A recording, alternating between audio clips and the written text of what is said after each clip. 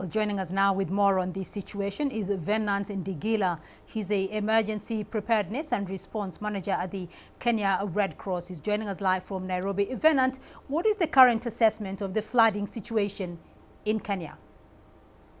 Yeah, thank you. The situation has really deteriorated due to the increased amounts of rains experienced across the country.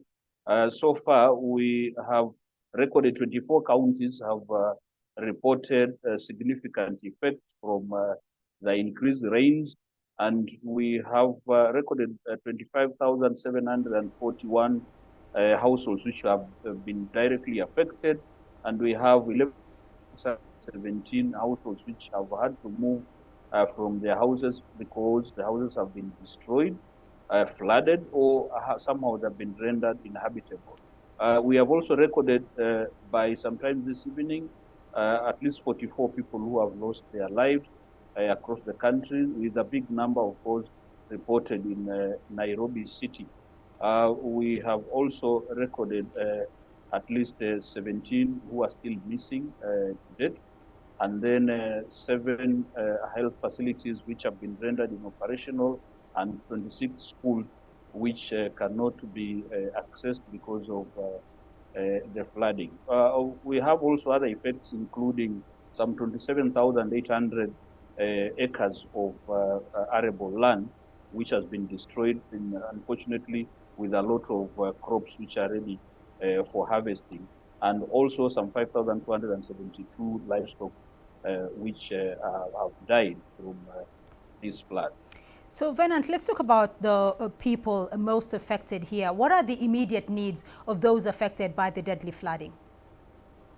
Yeah, of course, we have the immediate needs which are for life supporting. For example, those who have lost their houses, they need immediate shelter because they need protection from the adverse weather conditions.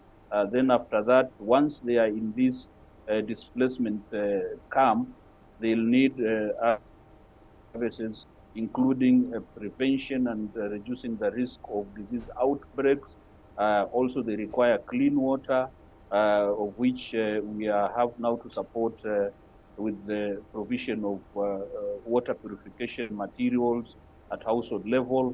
They also require food, but most importantly, again, they require health services and a lot of protection support, including psychosocial support. And what about the relief efforts and the emergency responses being rolled out? And are state agencies and local rescue teams adequately equipped? Do they have the capacity to deal with this situation? Yeah, there are various actors who are coming out to respond, but remember the Kenya Red Cross being auxiliary to the national and also county authorities, we have really been supporting in responding to the needs. Remember, we are coming out from the recent El Nino situation with some short break in February, and then mid-March, the March, April, May rains started, and we are finding ourselves with a lot of depleted resources, mostly which to support the life or rather essential items to support lives. And therefore, we are starting from a very weakened position in terms of responding to the needs. But also, we have noticed a very big increase in terms of life-saving support, where we find more and more people reporting risks of drowning, or we are finding that we need to rescue people who are either marooned or about to get drowned. So we have had to deploy a lot of resources